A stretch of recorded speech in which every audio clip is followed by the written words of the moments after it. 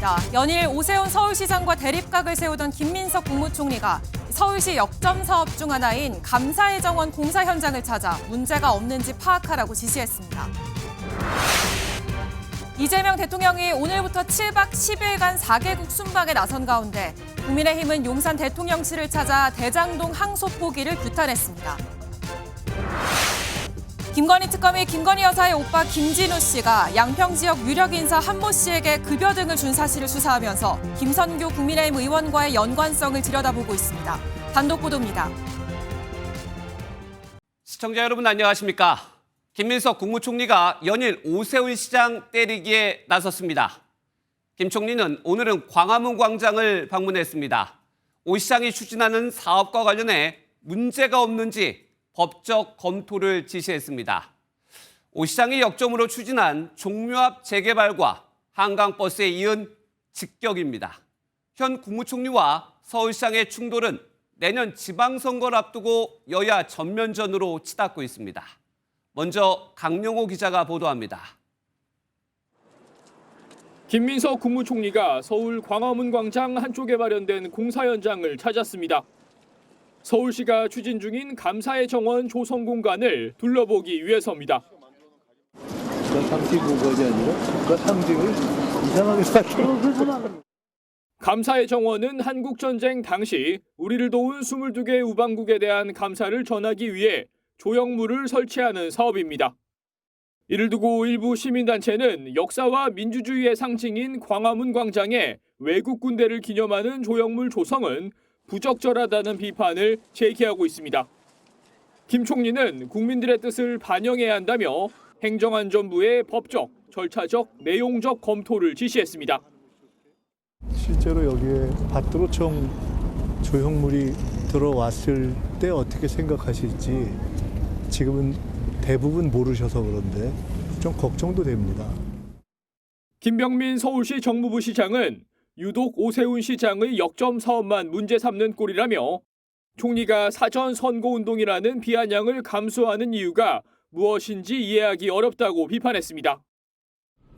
종묘 앞 재개발과 한강버스에 이어 감사의 정원까지 오세훈 시장을 겨냥한 김민석 총리의 연이은 지적이 다음은 어디로 향할지 관심이 모아지고 있습니다. MBN 뉴스 강용호입니다. 그렇다면 서울시가 추진하는 광화문 광장의 감사의 정원은 어떤 곳일까요?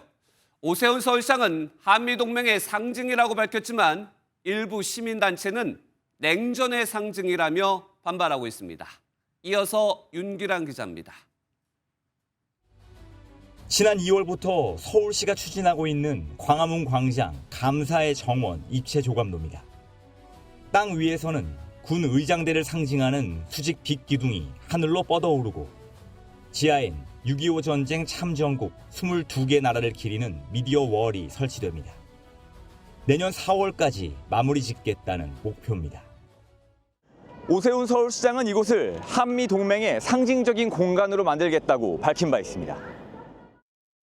유대감을 형성하고 그리고 그 공감을 이룰 수 있도록 그리고 양국 관계가 더욱더 돈독해지는 어떤 감정적인 공유를 할 수 있도록. 불편하다는 시민도 있습니다. 이른바 밭들어총 모양의 냉전 상징물이 민주주의의 성지 광화문 광장에 들어서는 게 싫다는 겁니다. 대한민국이 문화국가로 나아가고 있다는 느낌을 받게 마련인데 바로 그 옆에 어떤 냉전의 기억이 조형물로. 서울시는 지난해 광화문 광장에 100m 높이의 대형 태극기 개양대를 세우려다 같은 이유의 반발로 이미 한 번 무산된 바 있습니다. MBN 뉴스 윤기란입니다. 오세훈 시장이 추진하는 종묘 앞 초고층 재개발에 대한 정부의 견제도 더 거세졌습니다. 국가유산청이 유네스코가 보내온 공식 권고를 근거로 세계유산 영향평가를 재차 촉구했습니다. 이 내용은 심가연 기자입니다. 서울시의 종묘 앞 초고층 빌딩 재개발 추진에 대립각을 세워온 국가유산청은 유네스코를 앞세워 압박 강도를 더욱 높였습니다. 세계유산을 관리하는 유네스코의 승인을 받아야 한다는 겁니다. 최근 유네스코로부터 강력한 조치를 요구하는 메시지를 전달받았습니다. 서울시는 세계유산 종묘에 대한 세계유산 영향평가를 반드시 받아야 합니다. 평가가 끝날 때까지 사업 승인 중지를 요구한 유네스코가 우리 정부에 요청한 회신 기한은 한 달. 국가유산청은 이 같은 내용을 담은 공식 외교 문서를 서울시에 전달했다고 밝혔습니다. 또 재개발 자체를 전면 반대하지 않는다며 필요한 평가를 거친 후 함께 머리를 맞대겠다는 입장입니다. 조속한 시일 내에 서울시 문체부 그리고 국가유산청 등 관계기관과 함께하는 조정회의 구성을 제안드립니다. 서울시는 실무 협의 없이 영향평가 이행만 반복 요구하는 건 진정성 없는 대응이라며 계속된 압박에 유감을 표했습니다. 종묘가 세계유산에 등재된 지 30년이 지났지만 보호를 위한 완충구역조차 지정하지 않은 건 국가유산청이라는 겁니다. 단 현실적인 해법을 위한 관계기관 회의는 환영한다며 적극 협의를 촉구했습니다. MBN 뉴스 심가현입니다. 김민석 총리와 오세훈 시장의 충돌은 내년 서울시장 선거의 전초전 모습까지 띠고 있습니다. 국민의힘은 불법선거 개입이라고 비판했고 민주당은 총리의 임무라고 맞받았습니다. 노아린 기자입니다. 김민석 총리의 연이은 오세훈 때리기에 국민의힘은 지방선거를 염두에 둔 여론전이라고 목소리를 높였습니다. 세운상가 재개발, 한강버스와 같은 서울시의 지방사무에 시시콜콜 간섭하면서 지방선거에만 관심이 가 있어서 매우 바쁜가 봅니다. 그러면서 사실상 선거 개입이라며 정치적 공격이 아닌 국정에 몰두하라고 비판했습니다. 지방선거를 앞두고 서울시 행정에 과도하게 개입하며 공무원과 행정력을 동원하는 행태는 명백한 불법 선거 개입입니다. 민주당은 김 총리의 행보를 서울시장 선거와 연결짓는 건 지나친 비약이라고 일축했습니다.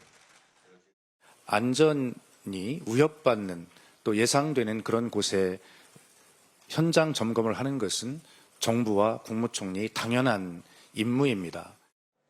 당 상임고문인 이해찬 민주평화통일자문회의 수석부의장까지 나서 오 시장이 추진하는 한강버스의 안전성 문제를 지적했습니다. 민주당은 지난 국정감사에서 오 시장이 한강버스 안전성에 문제가 없다고 보고받았다는 발언을 지적하며 위증죄로 고발한다는 방침입니다. MBN 뉴스 노하린입니다. 앞서 보셨듯이 종묘와 한강버스 선착장 그리고 광화문 모두 오세훈 서울시장의 역전 사업입니다. 또한 김민석 총리가 직접 방문한 곳이기도 합니다. 김 총리는 왜 이곳을 선택했고 앞으로는 어떨까요? 짚어보겠습니다. 정치부 민지숙 기자 나와 있습니다. 민 기자, 오 시장을 겨냥한 듯한 보이는 김 총리의 행보, 다음은 어디로 이어질까요? 네, 저희가 미리 알 수는 없지만 예측을 해볼 수는 있습니다. 이 앞서 오늘까지 총리가 찾은 서울시의 현장 세 곳에는 공통점이 하나 있는데요. 바로 올해 국정감사 기간에 서울시 관련해 이슈가 됐던 장소들이라는 점입니다. 네. 종묘 재개발 현장과 한강버스는 민주당 의원들의 집중 공세가 있었죠. 이 광화문 감사의 정원 역시 국감 기간 동안 시민단체 반대 집회가 이어졌던 곳입니다.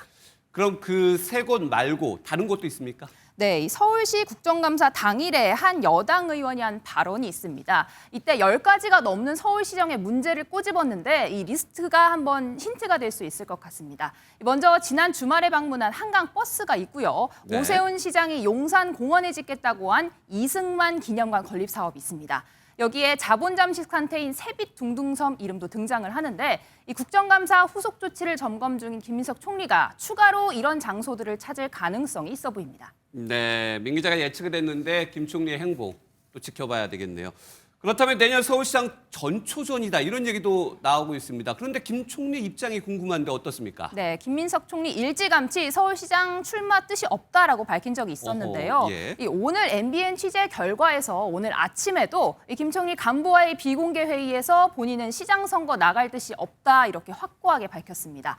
오세훈 시장 견제 행보라는 해석이 나오지만 총리로서 안전 문제나 민원을 해결하기 위해 현장을 방문하고 있는 것뿐이라고요. 하지만 서울시에서는 그동안 국감 후속 작업 차원에서 실제로 총리가 나오는 경우는 없었다라면서 이 정치적 행보라는 해석에 무게를 싣고 있습니다.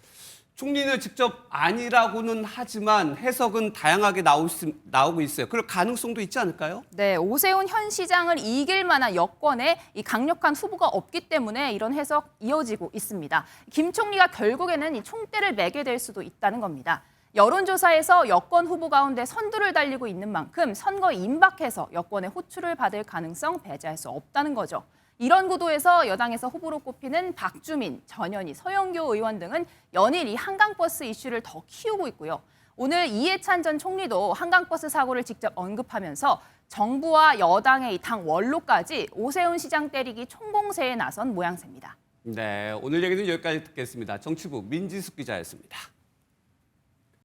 이런 가운데 이재명 대통령은 G20 참석을 위해 7박 10일간의 순방길에 올랐습니다. K-방산 세일즈 중심의 실용 외교에 적극 나설 계획입니다. 표선우 기자가 보도합니다. 검은 정장을 입은 이재명 대통령이 김혜경 여사와 함께 공군 1호기에 올라 인사합니다. G20 정상회의 참석을 계기로 아프리카와 중동 등 4개국 순방에 나선 이 대통령은 가장 먼저 아랍에미리트를 찾습니다. 취임 후 첫 중동 방문입니다.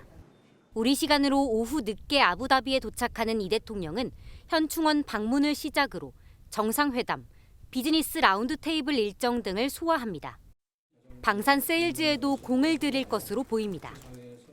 4대 핵심 분야인 투자, 국방 방산, 원전, 에너지를 넘어 첨단 기술 보건 의료, 문화 등에서도 한 UAE 양국 관계를 더욱 강화해 나가고 한미 관세 협상을 일단락 짓고 순방길에 나선 이 대통령.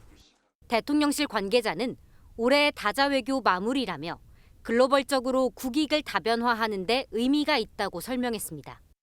이 대통령은 이 밖에도 남아공 G20 정상회의와 이집트, 튀르키예 방문 등 7박 10일간의 외교 일정을 모두 마치고 오는 26일 귀국할 예정입니다. MBN 뉴스 표선우입니다. 이재명 대통령이 용산 대통령실을 비우자마자 국민의힘 의원들이 찾았습니다. 대장동 사건 항소 포기의 배경은 이 대통령이라며 거친 표현으로 직격했습니다. 장동혁 대표는 7,800억 원을 범죄자들의 뱃속에 집어넣고 해외로 먹튀를 했다며 강하게 비판했습니다. 국민의힘의 공세, 먼저 김민수 기자가 보도합니다.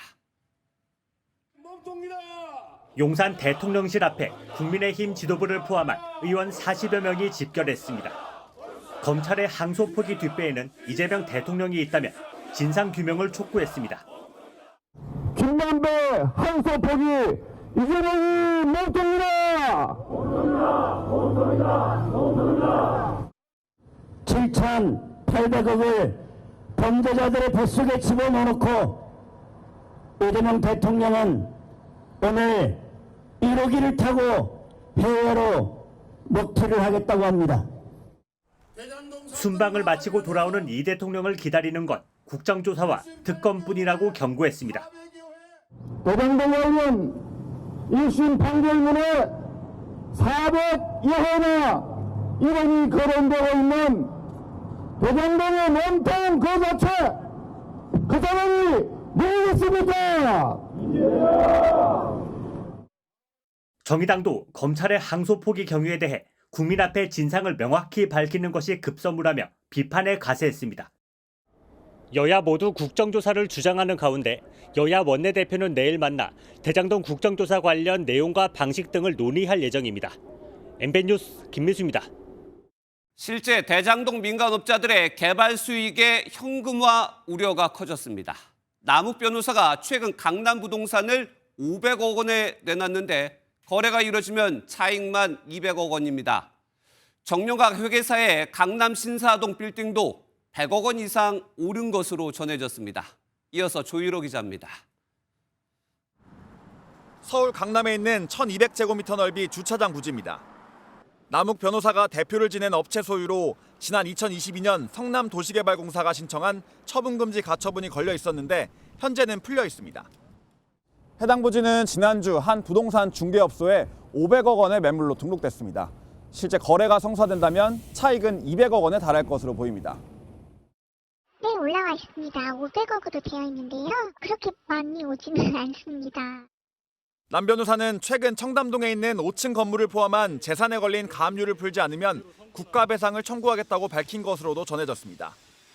또 다른 대장동 멤버인 정영학 회계사는 지난 2020년 3월 가족법인 명의로 신사동 가로수길 인근 5층짜리 건물을 173억 원에 샀습니다. 검찰 가압류 대상엔 포함되지 않았는데 5년이 지난 지금은 300억 원 가까운 가치로 평가돼 100억 원이 넘는 시세 차익이 예상됩니다. 모르긴 몰랐지. 요새 2억 5천 정도 가요. 통당이요? 많이 달렸네. 3억짜리라는데 그건 호가고.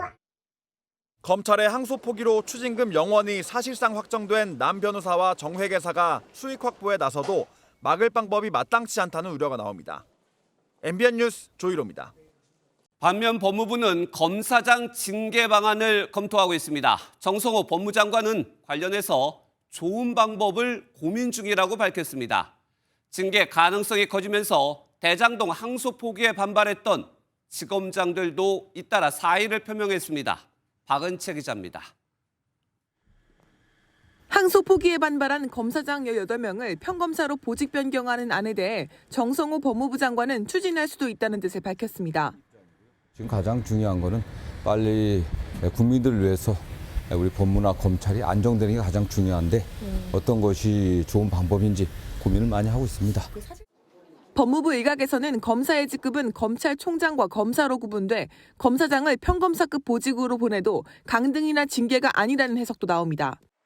검찰은 강하게 반발하고 있습니다. 실제 항소 포기에 관한 검사장 성명을 주도했던 박재혁 수원지검장은 사의를 표명했습니다.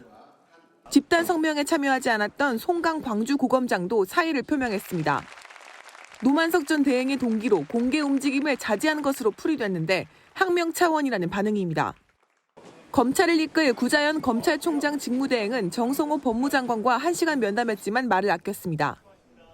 검사장 평검사 전보에 관해서 의견 좀 전달하신 게 있을까요? 만나 뵙고 갑니다. 예. 실제로 검사장들에 대한 평검사 전보 조치가 이루어진다면 적법성 논란과 함께 법적 공방이 예상됩니다.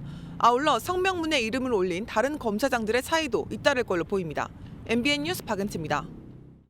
대통령실도 발맞춰 검사 압박 수위를 높이고 있습니다. 이재명 대통령은 해외 순방을 떠나는 날 검사들이 연루된 관봉권, 쿠팡 사건 외압 의혹을 수사할 상설특검을 임명했습니다. 이 소식은 정태진 기자가 보도합니다. 이재명 대통령이 관봉권 띠지 분실 의혹과 쿠팡 수사 외압 의혹을 파헤칠 상설특검에 안권섭 변호사를 임명했습니다. 우선 막중한 책임을 느낍니다. 맡겨진 소임에 최선을 다하도록. 관봉권 사건은 검찰이 핵심 증거를 인멸했다는 의혹이, 쿠팡 퇴직금 불기소 외압 사건은 검찰 내에서 무혐의 처분을 강요했다는 의혹이 핵심입니다. 쿠팡 사건을 수사했던 검사는 윗선의 수사 무마가 있었다고 직접 폭로하며 눈물을 보이기도 했습니다. 부장 모르게 주임 검사를 청장실로 부른 다음에 무혐의 수사 가이드라인을 전달했던 것입니다. 상설특검은 대통령이 거부권을 행사할 수 없어 즉시 가동되는 만큼 신속한 수사가 가능합니다. 수사 기간은 최장 90일. 이재명 정부에서 출범한 3대 특검을 포함해 초유의 4대 특검이 동시에 가동될 수도 있습니다. 이 대통령이 검사들이 연루된 이번 사건들을 정조준해 특검에 맡긴 건 검찰 압박을 강화하려는 수단이란 분석이 나옵니다. 국민의힘은 이재명 정부가 초유의 4대 특검을 활용한 무단 통치를 확대하고 있다고 강하게 비판했습니다. MBN 뉴스 정태진입니다. 다음 소식 전해드립니다. 음주 뺑소니로 실형 선고를 받고 수감 중이던 가수 김호중 씨. 얼마 전 민영교도소로 이감됐었는데요. 그런데 한 교도관이 본인 덕분에 옮겨진 거라며 김 씨에게 3천만 원을 요구했다는 의혹이 제기돼 법무부가 조사에 들어갔습니다. 최희지 기자입니다. 경기도 여주시에 위치한 소망교도소입니다. 가수 김호중 씨는 지난 8월부터 석 달 동안 이곳에 수감돼 있습니다. 김 씨는 이곳 서울 신사동 도로에서 만취 상태로 운전하다 접촉사고를 낸 후 도주해 2년 6개월의 실형을 선고받았기 때문인데 최근 김호중 씨는 한 교도관 때문에 힘들다며 교도소 측에 신고한 것으로 전해졌습니다. 소망교도소 교도관 A씨가 김 씨에게 3천만 원을 요구했다는 내용의 신고였습니다. 앞서 김 씨는 서울 구치소에서 소망교도소로 이감됐는데 교도관이 자신 덕분에 이감이 가능했다며 대가를 요구했습니다. 교도관은 또 요구를 거부하면 수감 생활이 힘들어질 수 있다고 압박했습니다. 조사에 착수한 법무부는 이감 과정에 교도관이 영향력을 행사한 정황은 없는 것으로 확인했습니다. 금전이 오간 내역도 없는 것으로 파악됐습니다. 하지만 조사가 진행 중인 만큼 교도관과 김호중 씨를 분리 조치한 것으로 알려졌습니다. 소망교도소는 민영교도소로 직원들 대부분이 민간인 신분이지만 혐의가 입증될 경우 특정 범죄 가중처벌 등에 관한 법률에 따라 뇌물죄 등의 처벌이 가능한 것으로 알려졌습니다. MBN 뉴스 최희지입니다. 윤석열 전 대통령 구속에 반발하며 벌어진 서울 서부지법 난동 사태 기억하실 겁니다. 그 배우로 지목됐던 전광훈 사랑제일교회 목사가 내일 피의자 신분으로 첫 경찰 조사를 받습니다. 이지율 기자의 단독 보도입니다. 지난 1월 19일 윤석열 전 대통령의 구속영장 발부 소식에 반발한 일부 지지자들이 법원에 난입해 의자와 소화기로 창문을 마구 부숩니다. 막아서는 경찰들을 폭행하는가 하면 영장을 발부한 판사를 찾아다니기까지 했습니다. 전문가해. 그런데 경찰이 서부지법 사태의 배우로 지목된 전광훈 사랑제일교회 목사에게 내일 오전 10시 출석하라고 통보한 것으로 MBN 취재 결과 확인됐습니다. 이번 조사는 전 목사가 서부지법 사태를 실제 일으켰는지 규명하는 게 핵심입니다. 앞서 경찰은 지난 8월 교회와 전 목사 등을 압수수색한 뒤 전 목사와 보수 유튜브 신의 한수 대표 신혜식 씨 등 9명을 입건하고 혐의 입증에 주력해왔습니다. 경찰은 전 목사가 보수 유튜버들에게 금전을 지원하고 법원 난입을 부추긴 게 아닌지 의심하고 있습니다. 또한 교회 측이 서부지법 사태 피고인들에게 매달 영치금을 보낸 사실과 관련해 전 목사의 지시로 교회 돈을 횡령했었는지도 캐물을 것으로 보입니다. 다만 전 목사와 교회 측은 소환 조사와 관련한 MBN의 질의에 별도 입장을 내지 않았습니다. 경찰은 전 목사 소환 조사 이후 조만간 신병 처리 여부를 결정할 것으로 보입니다. MBN 뉴스 이지율입니다. 김건희 특검이 김건희 여사의 오빠 김진우 씨에 대한 구속영장을 청구하면서 양평 유력 인사에게 급여를 준 사실 등을 적시한 것으로 파악됐습니다. 이 인사를 통해 김선교 당시 양평 군수로부터 개발 사업에서 특혜를 받은 건 아닌지 들여다보겠다는 건데요. 이혁재 기자의 단독 보도입니다. 양평 공흥지구 개발 사건을 수사하고 있는 김건희 특검팀이 당시 양평 군수였던 김선교 국민의힘 의원을 향한 수사에 속도를 내고 있습니다.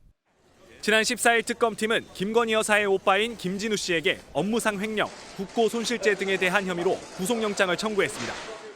MBN 취재 결과 특검팀이 김 씨의 구속영장 청구서에 김 씨가 양평 유력 인사인 한모 씨에게 허위 명목으로 급여를 주고 법인카드를 제공한 사실을 담은 것으로 파악됐습니다.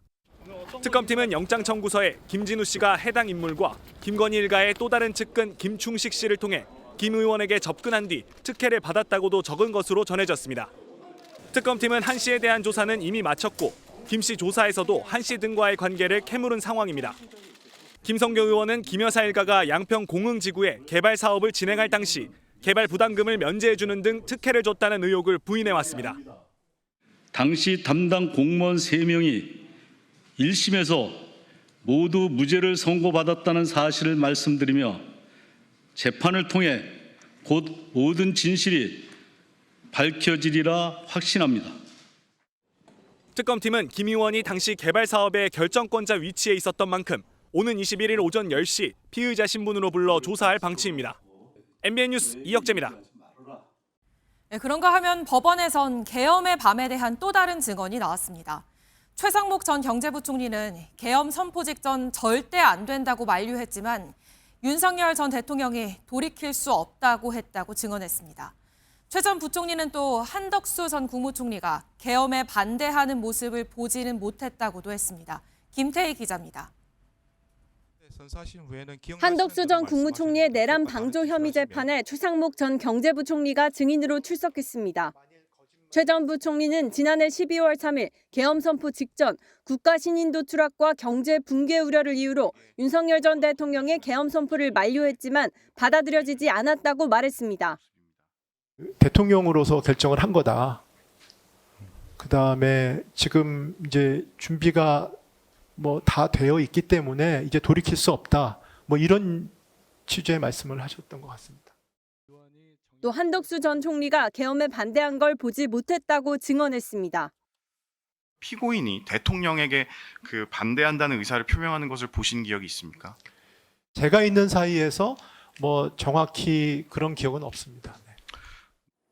이전 재판에서 한 전 총리는 비상계엄이 우리 경제나 대외 신인도에 문제를 일으킬 것이기 때문에 반대를 했다고 밝힌 바 있습니다. 한 전 총리의 말과 달리 재판에 나온 증인들이 한 전 총리가 당시 계엄에 명확히 반대 의사를 밝힌 적이 없다고 잇따라 증언하면서 이 부분이 최대 쟁점이 될 전망입니다. MBN 뉴스 김태희입니다. 사건 사고 소식입니다. 오늘 새벽 경북 상주 영천 고속도로에선 사망 사고가 발생했습니다.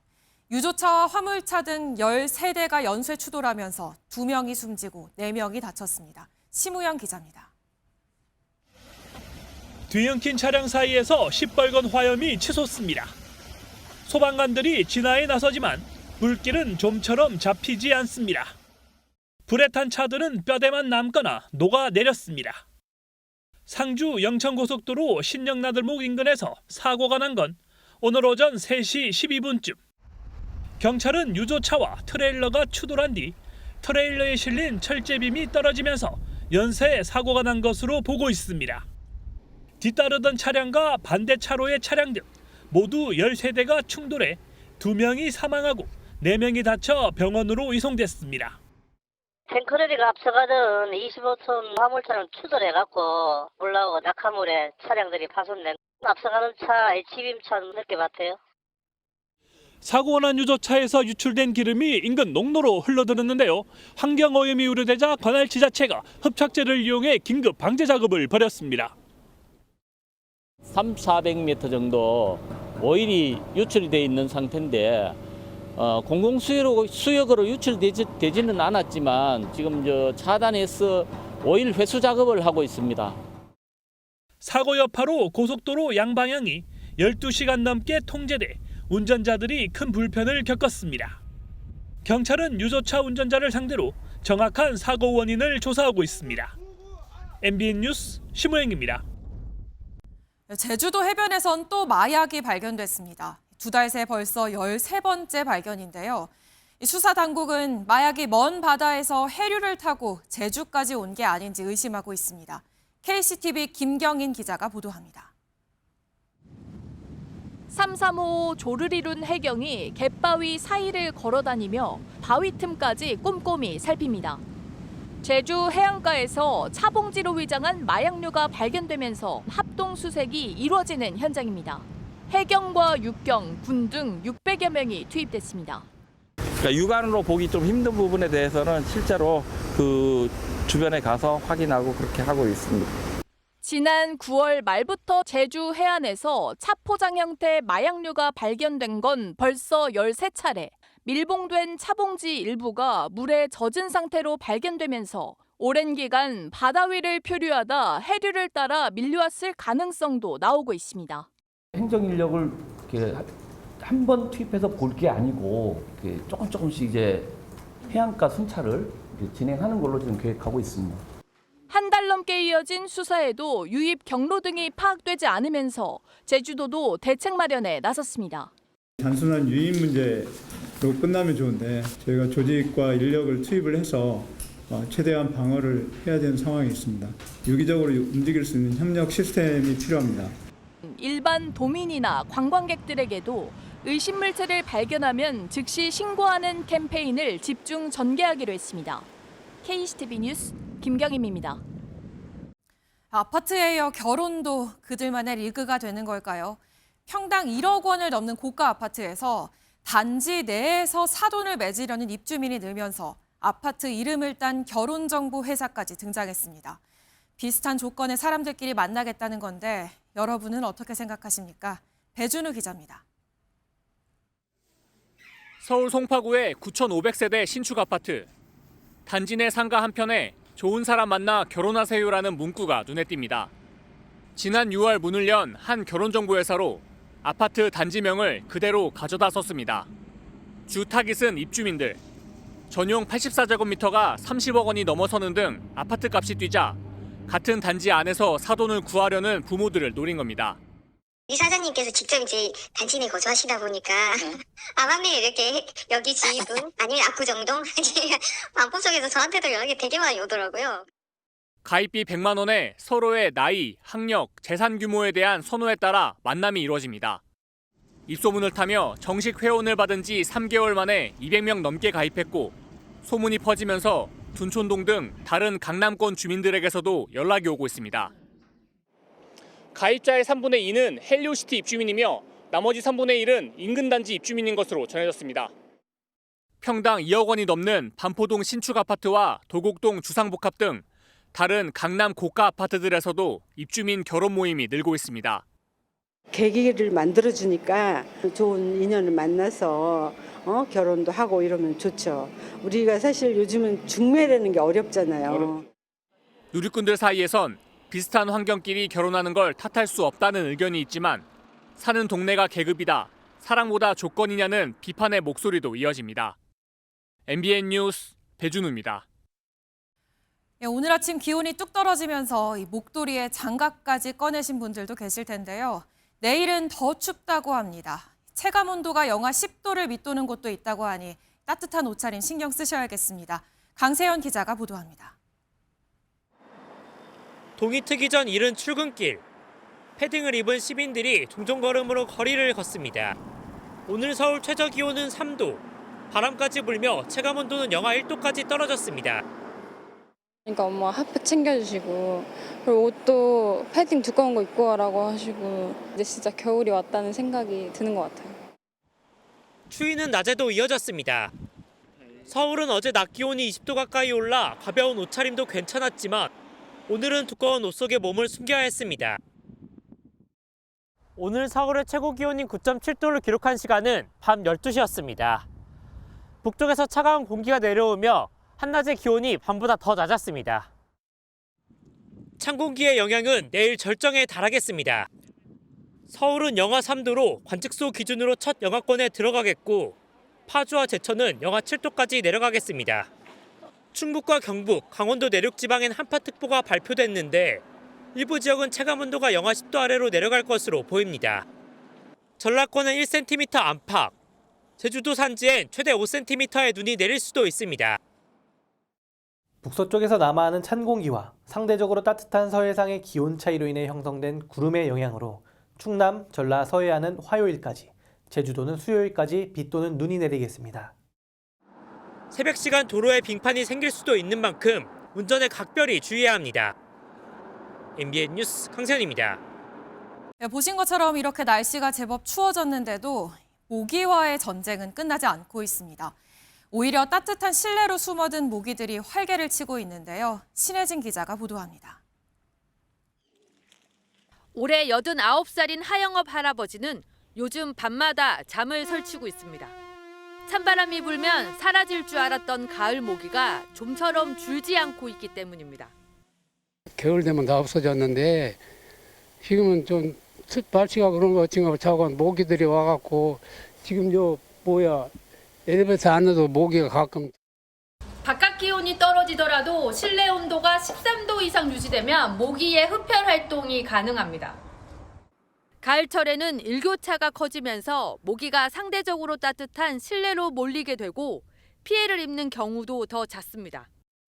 아까 저희 식당에서 밥 먹을 때 모기가 날아다녀서 모기를 하나 잡았거든요. 가을은 모기의 산란기라 에너지를 보충하려는 흡혈 활동이 늘어납니다. 낮에는 배 부분에 흰줄이 있는 흰줄 순모기, 이른바 아디다스 모기가 활동하고 밤에는 가정이나 사무실 등 실내에서 흔히 보이는 빨간 집모기와 얼룩 날개 모기가 대표적입니다. 가을 모기가 더 독하다는 속설이 있지만 과학적 근거는 없습니다. 다만 낮 모기에 더 주의하는 것이 좋습니다. 흔히 우리가 이제 당하는 게 빨간 진목인데 얘네들은 우리가 많이 물려봤기 때문에 무슨 면역을 가지고 있어요. 잘 안 물려본 모기한테 물렸을 때 더 가렵습니다. 모기 피해를 줄이려면 건물 지하나 주변에 고인물 등 모기 서식지를 없애는 것이 중요합니다. 기후변화와 난방문화 발달로 모기의 생존기간이 길어지면서 초겨울까지도 모기의 활동은 이어질 것으로 전망됩니다. MBN 뉴스 신혜진입니다. 지금 보시는 붕어빵 보관대 위에서 움직이는 무언가, 놀랍게도 쥐입니다. 최근 서울에서 쥐를 봤다는 신고가 급증하면서 첨단 기술을 이용한 스마트 방제가 주목받고 있습니다. 신용수 기자가 취재했습니다. 도심 번화가의 한 붕어빵 가게. 쥐가 빵 부스러기를 주워 먹고 있습니다. 한동안 자취를 감췄던 쥐가 도심 곳곳에 나타나고 있습니다. 특히 지구온난화로 따뜻해진 겨울에 쥐 출몰 건수가 증가하고 있습니다. 관할구청에서 쓰레기통을 비우고 쥐 출몰 지역에 쥐약을 뿌리고 있지만 그때뿐입니다. 급한 대로 덫을 설치하고 있지만 급증하는 쥐를 잡기엔 역부족입니다. 이런 가운데 AI 기술을 활용한 스마트 방제가 주목받고 있습니다. 포획 정보를 감지할 수 있는 사물 인터넷 센서가 24시간 감시 체계로 운영됩니다. 여기 있는 쥐가 이 포획 틀로 들어가게 되면 자동으로 문이 닫히고 포획 시간과 위치 데이터가 담당 직원의 스마트폰과 통합상황실로 자동 전송됩니다. AI는 수집된 데이터를 분석해 장기적인 방제 계획을 수립합니다. 쥐의 침입 시간 혹은 쥐의 침입 빈도 이런 것들을 AI로 분석해서 사전에 예측하거나 차단할 수 있도록. 신속하면서도 선제적인 방제가 가능해진 겁니다. 이런 민원 중심의 이런 방제보다는 우리가 얘네들이 어디에 살고 있는지 서식지를 파악을 하고. 서울에선 쥐를 목격했다는 신고가 올해 상반기만 1,500건 이상 접수됐습니다. MBN 뉴스 신용수입니다. 우리의 음식 김치의 종주국은 당연히 우리나라죠. 그런데 김치의 주재료 배추의 국제 명칭은 중국 배추였다는 점 알고 계셨습니까? 늦었지만 이제부턴 김치 배추도 공식 명칭으로 인정됩니다. 홍지호 기자가 보도합니다. 김장철을 맞아 대형마트 매대에 쌓여 있는 배추들. 하지만 지금까지 국제 정식 영문 표기는 중국 배추, 차이니즈 캐비지였습니다. 영어 사전에도 등록돼 있습니다. 문제는 배추가 차이니즈 캐비지다 보니 외국인들에게 김치가 중국 음식으로 받아들여질 수도 있다는 점입니다. 정부는 지난 10일부터 열린 국제식품규격위원회 총회에서 국제 명칭에 김치 배추를 포함해 줄 것을 요청했습니다. All procedure steps have been duly completed and no objections were raised through the circular letter or the CRDs. The Republic of Korea proposes that CAC 48 approves the proposed amendment to the standard for kimchi. 이에 위원회는 영어권에서 주로 배추를 뜻하는 나파 캐비지와 함께 김치 캐비지도 배추의 국제 명칭으로 인정했습니다. 지난 2001년 김치가 세계 규격으로 공식 등재된 지 24년 만입니다. 이번 결정으로 배추를 수출할 때 더 이상 중국 배추가 아닌 김치 배추라는 이름을 사용할 수 있게 됐습니다. 정부는 이번 결정을 토대로 국산 김치의 차별성을 강조해 수출길을 넓힌다는 계획입니다. 김치 캐비지를 많이 라벨링에 활용할 수 있도록 해서 프리미엄화라든지 수출 경쟁력이라든지 그런 게 좀 더 높아질 수 있도록 노력을. 이번 총회에서는 또 한국산 김으로 만든 마른 김과 구운 김, 조미김을 공식적인 김 상품으로 인정받는 작업도 본격화됐습니다. MBN 뉴스 홍지호입니다. 쌓아뒀던 카드 포인트 다 못 쓰고 사라진 경험 있으실 텐데요. 특히 고령층에선 이렇게 소멸된 포인트가 무려 150억 원이나 된다고 합니다. 앞으로는 이런 일이 없도록 자동 결제 서비스가 확대됩니다. 장동건 기자입니다. 65세 이상 고령층에 신용카드를 쓰면 적립되는 포인트를 꼬박꼬박 사용하고 있는지 물어봤습니다. 전혀 신경을 안 쓰지요. 놓치고 있는 거죠. 어려워서 저는 며느리나 아들한테 그냥 쓰게끔 해줍니다. 카드 포인트는 보통 적립일로부터 5년이 지나면 자동으로 소멸됩니다. 이처럼 카드 이용 대금 명세서를 통해 소멸 예정인 포인트의 금액과 소멸 시기를 알 수 있지만 구체적인 사용 방법에 대한 안내는 없습니다. 명세서를 세세하게 확인하지 않거나 확인하더라도 포인트 사용을 미뤘다가 깜빡 잊고 넘어가는 경우가 많은 겁니다. 이렇게 주요 8개 카드사에서 매년 소멸하는 포인트는 1,000억 원.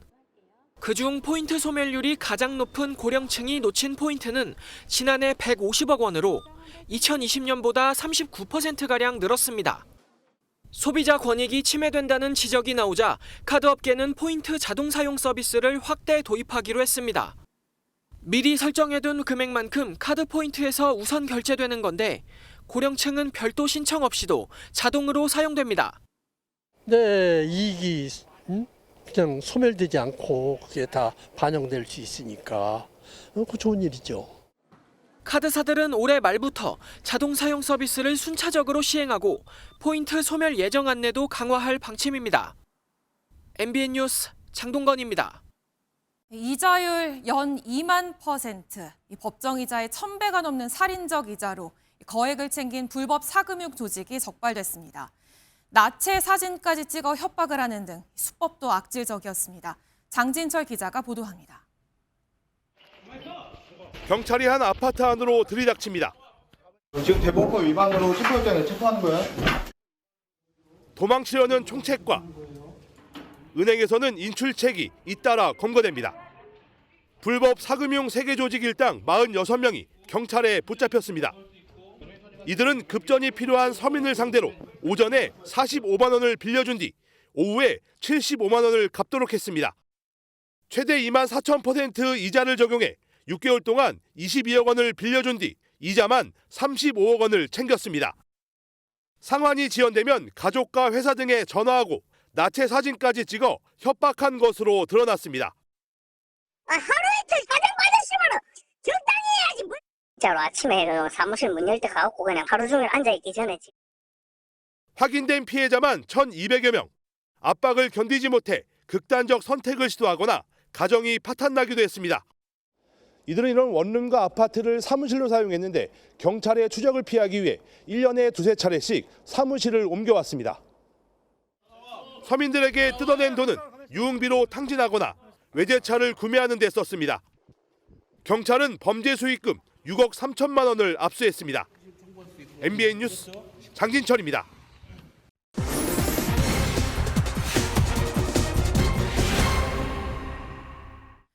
AI 기술이 발전하면서 누리게 된 편의도 있지만 부작용도 있죠.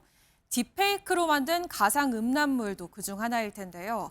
이런 음란물 제작이나 유포도 처벌이 가능한지 최하원 기자가 사실 확인해봤습니다. SNS에 검열되지 않은 가상 음란 컨텐츠들이 끊임없이 나옵니다. 인공지능, AI 기술을 활용한 딥페이크 음란물인데 단 몇 번의 검색만으로도 손쉽게 접근이 가능합니다. 요즘에 그런 AI를 통한 음란 영상들이 좀 많다라고 느껴지는데 그런 거에 대해서는 규제를 좀 해야 된다라고 생각합니다. 실제 지난 1년 동안 사이버 성폭력 범죄는 4,000건 넘게 발생했는데 이 중 딥페이크를 이용한 허위 영상물 범죄가 35%로 가장 많은 비중을 차지했습니다. 이처럼 딥페이크 영상물이 많아지며 성폭력 처벌법으로 처벌하기 시작했습니다. 그렇다면 가상의 인물을 음란물에 이용해도 처벌이 가능할까요? 가상인물이 등장하는 음란물은 이미 현존하는 정보통신망법, 형법으로도 처벌이 가능하지만 성폭력 처벌법으로는 처벌이 어렵습니다. 즉, 연예인이나 지인 등 실존 인물의 얼굴을 활용한 가상 영상물의 경우에만 가중 처벌할 수 있습니다. 성폭력 처벌법상 딥페이크 범죄 객체는 사람을 대상으로 하므로 AI 가상인물의 경우에는 처벌할 수 없습니다. 실제 지난 7월 법원은 가상의 인물로 성범죄 영상을 만든 남성에게 피해자가 실제 존재한다고 단정하기 어렵다며 무죄를 선고했습니다. 하지만 전문가들은 아무리 가상인물일지라도 피해자가 존재할 수 있다는 지적입니다. AI 기반한 가상인물이라는 건 결국 어떤 실존 인물들을 토대로 만들어진 것이기 때문에 많은 사람들이 이게 나일 수도 있다라는 생각을 때문에 사람으로 인식될 수 있는 가상 영상물의 생성과 유포도 성폭력 처벌법으로 처벌할 수 있도록 법안을 개정하자는 움직임도 있습니다. 결국 가상인물이 등장하는 음란물 제작과 유통에 대한 처벌은 가능하지만 가중처벌은 불가능한 만큼 절반의 사실로 보입니다. MBN 뉴스 최하원입니다. 이재명 정부가 처음으로 북한에 남북 군사회담을 공식 제안했습니다. 군사분계선 기준선 논의를 위해서인데 북한의 반응은 아직 없습니다. 손성민 기자가 보도합니다. 지난 8월 비무장지대에서 공사작업을 하던 북한군 30여 명이 군사분계선을 넘어와 우리 군이 경고사격을 실시해 북측으로 되돌려보냈습니다. 지난달에도 강원도 중부전선에서 북한군이 군사분계선을 넘는 사례가 이어졌는데 귀순병사를 뒤쫓던 추격조로 추정되는 무장인원이 침범한 정황까지 포착됐습니다. 이런 상황에서 우리 군은 북한의 군사분계선 기준선 설정을 위한 남북 군사회담을 공식 제안했습니다.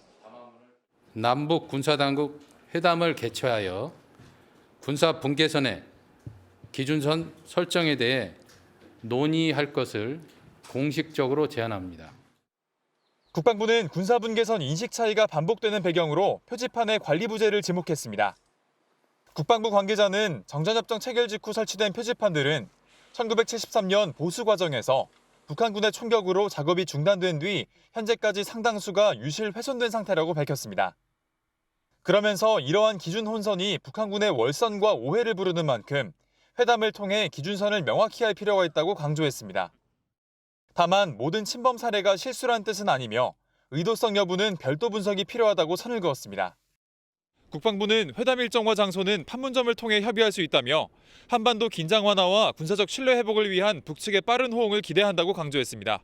MBN 뉴스 손성민입니다. 미 국무부가 베네수엘라 마두로 대통령을 테러 조직 수장으로 지목했습니다. 이처럼 공습 명분을 쌓으면서 트럼프 대통령의 군사작전이 임박했다는 관측이 나옵니다. 워싱턴 강영구 특파원입니다. 미 해군이 공개한 카리브해 해상 폭격 영상입니다. 마약 밀수 의심 선박이 폭발하며 바다 위로 잔해가 흩어집니다. 이 공격으로 마약 테러리스트 4명이 사망했다고 미 남부사령부는 밝혔습니다. 다음 공격 목표는 마약 밀수의 배후로 지목된 베네수엘라의 마두로 정권입니다. 세계 최대 항공모함 제럴드 포드 항모전단과 전투기 90대를 포함해 병력 12,000여 명이 베네수엘라 턱 밑까지 진입했습니다. 트럼프 대통령은 다음 단계를 결심했다고 밝힌 데 이어 대화 가능성도 열어두며 강원 양면 압박에 나섰습니다. I sort of have made up my mind. We may be having some discussions with Maduro, and we'll see how that turns out. 동시에 마두로 대통령을 테러 조직 수장으로 지목하며 사실상 군사행동 정당화 단계에 돌입했다는 평가입니다. 베네수엘라도 침공에 대비한 군 총동원령을 내린 가운데 마두로 대통령은 대규모 집회를 열며 맞대응에 나섰습니다. 일촉즉발 상황이 계속 이어지면서 백악관이 긴장하고 있습니다. 트럼프 대통령의 후속 조치에 관심이 쏠리고 있습니다. 워싱턴에서 MBN 뉴스 강영구입니다. 미성년자 성착취 혐의를 받고 감옥에서 자살한 억만장자 앱스타인. 그의 이메일의 71%에서 트럼프 대통령의 이름이 나왔다고 월스트리트저널이 보도했습니다. 그런데 돌연 트럼프 대통령이 공화당 의원들에게 앱스타인 파일을 공개하는데 찬성표를 던지라고 입장을 바꿨습니다. 그 이유를 이상엽 기자가 보도합니다. 이르면 내일 예정된 미성년자 성착취범 제프리 앱스타인 조사자료 공개 법안 표결을 앞두고 문건 공개를 주장한 오랜 측근을 배신자라고 비난했던 트럼프 대통령. Marjorie Trader Grin, I don't think her life is in danger.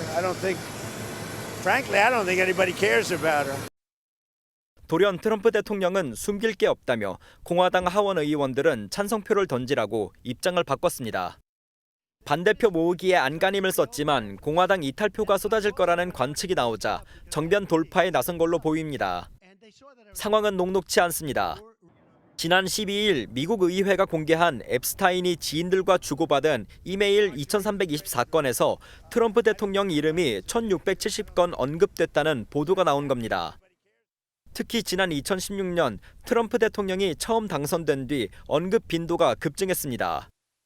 대부분 앱스타인이 친구들과 트럼프 대통령을 비판하거나 기자들에게 관련 정보를 넘기는 등의 내용이었습니다.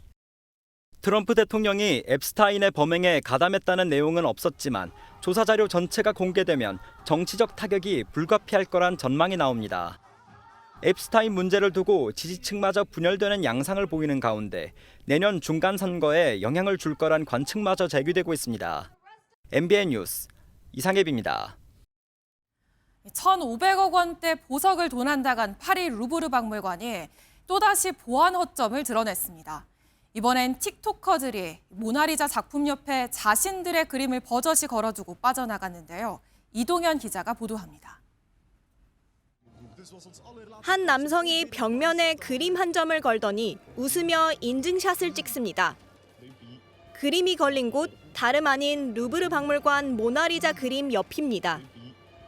지난 13일 벨기에 출신 틱토커 2명이 조립 가능한 액자를 들고 보안 검색대를 통과한 뒤 자신들의 그림을 모나리자 옆에 버젓이 걸었습니다.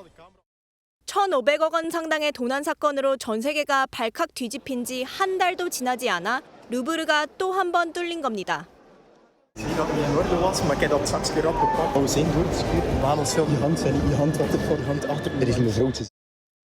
두 남성은 도난 사건 이후 루브르의 보안이 실제로 강화됐는지 확인하려고 이런 행동을 벌였다고 밝혔습니다.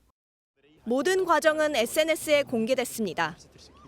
일각에서는 부적절하다는 비판도 나왔지만 이번 일로 여전히 미흡한 루브르의 보안 체계가 또 한 번 논란이 되고 있습니다. MBN 뉴스 이동현입니다. 올해 처음으로 신규 등록 전기차가 20만 대를 넘어섰습니다. 해마다 판매 대수가 줄던 침체기를 벗어난 걸까요? 이승민 기자입니다. 국내 출시 2달 만에 1,300대가 넘게 팔린 중국 브랜드 전기차입니다. 가격만 싸고 품질은 뒤처진다는 중국산 이미지를 털어내고 소비자들의 관심이 뜨겁습니다. 중국차라는 그 선입견이 있었지만은 전기차에 특화해가지고 또 거기에 맞게 한국 시장에 맞게 저희가 모델을 들여오기 때문에 급속으로 충전하면 20-30분 만에 충전을 완료할 수 있고 한 번 충전으로 서울에서 부산까지 운행이 가능합니다. 국내 업체들의 꾸준한 신차 출시와 수입 전기차의 판매량 호조가 맞물리면서 처음으로 국내 전기차 판매가 20만 대를 넘어섰습니다. 2022년 16만 4천 대로 정점을 찍은 국내 전기차 판매 대수는 해마다 뒷걸음질 치며 일시적 수요 둔화 현상, 일명 캐즘을 맞았던 상황. 보조금이 지급된다고는 하지만 내연기관 차량보다 비싼 가격과 충전 인프라 부족이 원인이었습니다. 가성비 좋은 모델이 나오다 보니까 이 모델을 중심으로 국산 모델도 호응을 하면서 여러 가지 신형 전기차가 나오면서 그 부분들이 활성화되면서 전기차 확산 속도에 다시 힘이 붙으면서 정부는 보조금을 2천억 원 늘리는 등 지원을 확대할 방침입니다. 여기에 충전소도 빠르게 늘고 있고 업체들은 픽업 트럭, PBV, 수소차 등 다양한 전기차를 내놓으며 소비자들의 선택의 폭을 더욱 넓히고 있습니다. 전기차 캐즘 현상 극복은 자동차뿐만 아니라 배터리 업계 등 부가 산업까지 침체에서 벗어나는 신호탄이 될 수 있어 더욱 기대를 모으고 있습니다. MBN 뉴스 이승민입니다. 가상화폐 대장주 비트코인이 오늘 개당 9만 4천 달러 아래로 거래되며 올 초 가격으로 돌아갔습니다. 비트코인은 도널드 트럼프 대통령 취임 이후 30% 이상 급등했지만 올 하반기 들어 하락세로 돌아서며 올해 상승분을 모두 반납했습니다. 스포츠 뉴스입니다. 축구대표팀 주장 손흥민이 내일 올해 마지막 평가전인 가나전을 꼭 이기겠다고 팬들에게 약속했습니다. 올해 마지막으로 국내 팬들에게 인사하는 경기에서 다시 한번 득점포와 함께 찰칵 세리머니를 선보일 수 있을까요? 최영규 기자입니다. 장난기 가득한 표정을 지은 손흥민이 김민재의 어깨에 올라탄 것을 시작으로 대표팀의 훈련이 시작됩니다. 훈련 내내 밝은 표정으로 대표팀의 분위기를 끌어올렸지만 주장으로서 올해 대표팀 마지막 경기인 가나전을 앞둔 각오는 비장했습니다. 올 한 해 A매치 마지막 경기를 꼭 승리로 장식하고 싶습니다. 가장 중요한 게 저희가 지금 올 한 해 마무리를 어떻게 하느냐가 올해 대표팀 주장으로 월드컵 본선 11회 연속 진출이라는 큰 기쁨을 누렸지만 축구협회를 향한 싸늘한 민심에 5경기 연속 매진 실패라는 아픔도 맛봤습니다. 이런 상황에서 마지막 상대 가나는 3년 전 카타르 월드컵에서 석패하고 상대 전적도 밀릴 정도로 까다롭습니다. 그래도 이기기만 하면 본선 조추첨 때 각 조에서 2번째로 강한 그룹인 E포트에 들어갈 가능성이 아주 커지는 만큼 손흥민은 승리를 약속했습니다.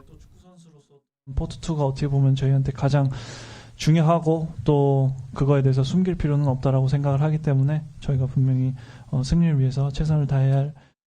내년 월드컵을 앞두고 마지막 경기에서 유중히 미를 거두고 팬들의 발걸음을 되돌릴 수 있을지 축구 팬들의 눈길이 손흥민의 발끝으로 향하고 있습니다. MBN 뉴스 최영규입니다. 북쪽에서 찬 공기가 밀려와 하루 새 초겨울 추위가 찾아왔습니다. 여기에 강원과 충북, 경북과 부산은 오늘 아침보다 기온이 10도 이상 내려갈 것으로 보여서 한파주의보가 발효됐습니다. 내일은 서울에도 올가을 첫 영하권 추위가 찾아오면서 이번 추위가 절정에 달하겠습니다. 내일 서울 아침 기온은 영하 3도가 예상되는데요. 바람이 강해서 체감온도는 영하 7도까지 떨어져 춥겠습니다. 추위 속에 오늘 밤사이 서해상으로는 약하게 비나 눈이 오는 곳이 있겠습니다. 호남 지방에는 1cm 안팎의 첫눈 가능성이 있습니다. 내일 전국 하늘 맑게 드러나겠습니다. 영동 지방으로는 건조특보가 발효 중인 가운데 해안가를 따라서는 바람도 강하게 불겠습니다. 내일 중부지방 아침 기온은 대부분 영하권으로 떨어지겠고요. 남부지방도 바람이 강해서 체감온도는 2보다 4에서 5도가량 낮겠고 한낮에도 종일 쌀쌀하겠습니다. 목요일부터는 아침 기온도 영상권으로 올라서면서 이번 추위가 누그러질 전망입니다. 내셨습니다.